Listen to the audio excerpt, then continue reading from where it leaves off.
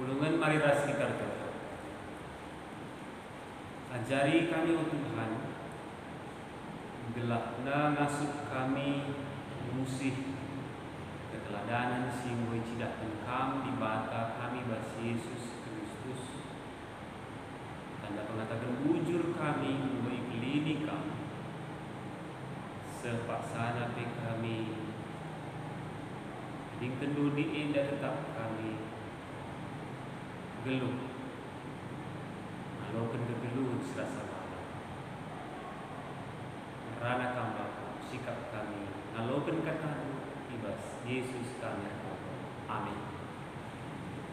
Perpulungan sini kelagi Tuhan ka Yesus Kristus PJJ Galati Efesus Filipi Kolose Tesalonika ras perpulungan Pinang Baris Korinti Cucuah Membata Grina. Ada awal, ada akhir. Kuan-kuan takal karo nina gedang-gedang tinali dua tampukna. Katakan bahwa kaisi way benarna lit pemenana lika benungina. Dan ketika kita sudah memulainya, yaitu perjalanan gereja kita secara kalender gerejawi tanggal 1 Desember tahun yang lewat 2019 sebagai awal 1 tahun gerejawi kita jalani di minggu Advent yang pertama. Maka tibalah hari ini saudara, kita memasuki minggu penutup kalender gereja, minggu pendungi tahun gereja. Sada tahun gue jalani secara kalender gerejawi, adi kalender rumah tak Masehi sendah penutup tahun gereja yang 31 Desember tutup tahun. Tentu saudara-saudara bahwa tergantung dari sisi mana kita melihat persoalan penutup, persoalan akhir. Ya, kalau memang dari sisi secara kemanusiaan, secara akal pikiran rasio kita, secara kedagingan, sudah sebagai manusia bisa jadi kurang mengenakan, kurang menarik. Apalagi tema kita hari ini mengatakan dalam bahasa Indonesia hukuman pada akhir zaman.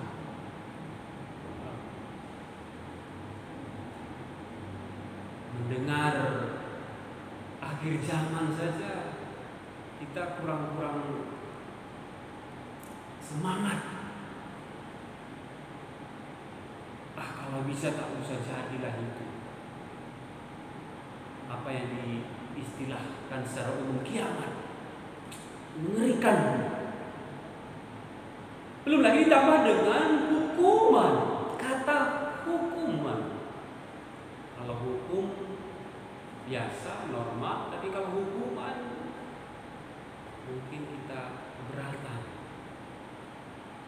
Walaupun sudah sepantasnya kadang kita menerimanya. Saudara-saudara dikasih Tuhan Yesus Kristus. Nah, jikalau hari ini kita memasuki minggu penutup kalender gerejawi, minggu pendungi tahun gereja, untuk kita memasuki kembali awal tahun gereja, Advent yang pertama, tanggal 6 Desember yang akan datang minggu depan, maka inilah memang momennya. Bagaimana kita khususnya 1 minggu ini, sepekan lamanya kita mengikuti Pekan Kebaktian Keluarga GBKP tahun 2020 alu tema Jago Sipagu Artikel Kuasa Kristus. Jadi sesungguhnya tidak ada ataupun tidak merupakan sesuatu yang begitu signifikan ketika kita merenungkan tema renungan khotbah hari ini, hukuman pada akhir zaman. Kenapa saudara-saudara? Karena minggu ini walaupun mengingatkan kita sebagai gereja bahwa suatu saat kita akan meninggalkan dunia ini, meninggalkan orang-orang yang kita kasih dan mengasihi kita, dan bersatu dengan Allah di rumahnya yang kekal abadi, kita bersiap untuk dijemput oleh pengantin mempelai pria kita. Jelas adalah sebuah kebahagiaan, apa yang dinamakan akhir zaman, atau istilah teologisnya parousia, kedatangan Yesus kembali. Mungkin konotasi bahasa populer kiamat, dan khotbah-khotbah firman yang disampaikan di gereja pun terkadang terlalu berat sebelah, seolah-olah hanya menekankan hukuman soal neraka. Kita ini diantara pilihan antara surga dan neraka. Bukan, saudara. Tapi bagaimana kita merenung berdasarkan firman Tuhan dalam bacaan kita hari ini, Matius pasal yang ke-25 ayat 31 sampai 46, yang sesungguhnya adalah lebih baik kita membaca perikop sebelumnya ayat 14 sampai 30 tentang talenta, perumpamaan tentang talenta. Nah, justru disitulah kita akan memperoleh sukacita, motivasi, semangat yang baru, keyakinan dan pengharapan yang tidak sia-sia dalam persekutuan dengan Kristus secara khusus, yang dinyatakan dengan konkret nyata dalam kehidupan sehari-hari. Bahkan ketika kita tarik lebih jauh mulai ayat 1 Matius pasal 25, disitulah kita dimampukan untuk belajar hidup secara bijak, sebagaimana perumpamaan Yesus tentang gadis-gadis yang bijaksana dan gadis-gadis yang bodoh, yang bersiap, yang bersedia. Sehingga kita tidak perlu fokus soal kiamatnya, soal penghakiman terakhir, nerakanya. Tapi baiklah, melalui bacaan kita hari ini, saudara-saudara, sebagaimana di minggu penutup kalender gerejawi biasanya diwartakanlah saudara-saudara kita, anggota keluarga, warga jemaat yang telah dipanggil Tuhan selama 1 tahun kalender gerejawi, mulai 1 Desember tahun yang lalu sampai kemarin 21 November, termasuk tentu pendeta kita, ketua umum moderamen.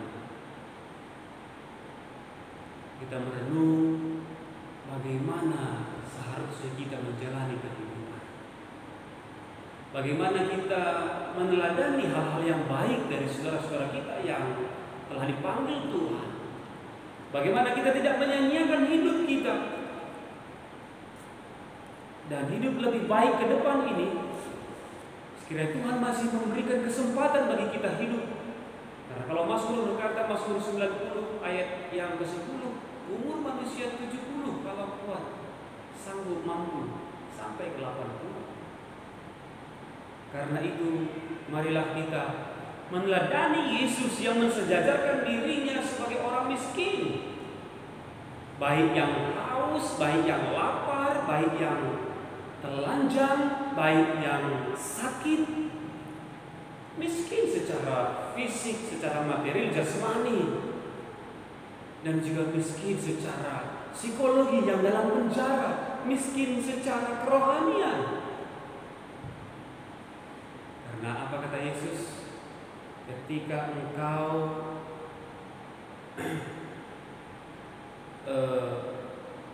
sesungguhnya segala sesuatu yang kamu lakukan untuk salah seorang dari saudaraku yang paling hina ini, kamu telah melakukannya untukku.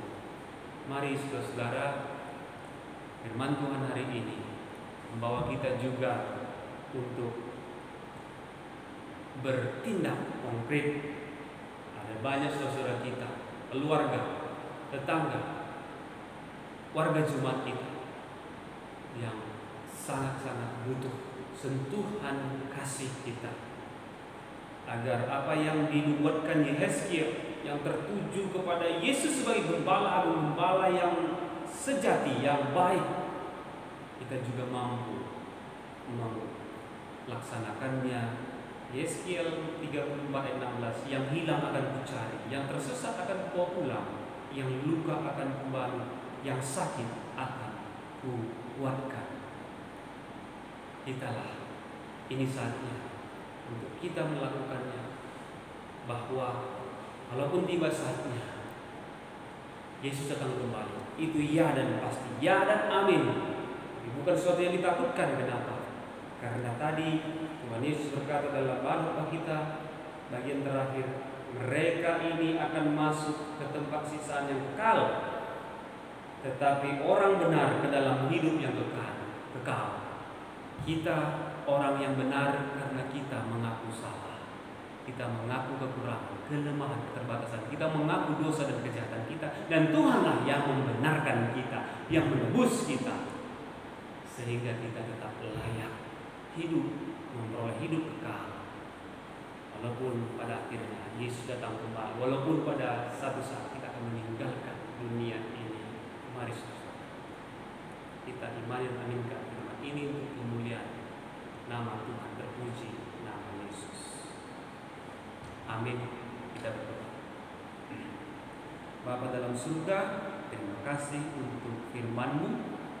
Tolonglah kami agar tidak menyanyiakan hidup kami, tapi kami sungguh-sungguh memanfaatkan untuk menjadi karya kasih yang nyata bagi sekitar kami, bagi keluarga, bagi dunia ini.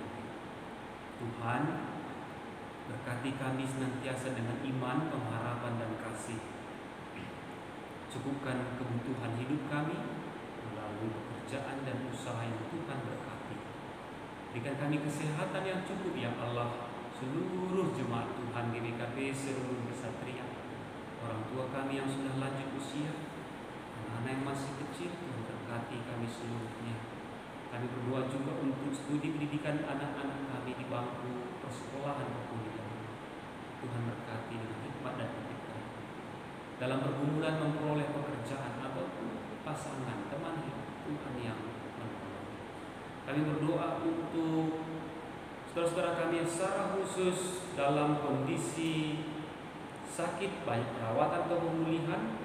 Orang tua kami Nande Jusu Guru Ginting, Nande Nusa Indah Guru Purba, Bapak Rika Bangun dan Nande Rika Guru Ketar, Nande Stephen Guru Sebayang, Nande Sakti Guru Pinun, Nande Anton Guru Bangun.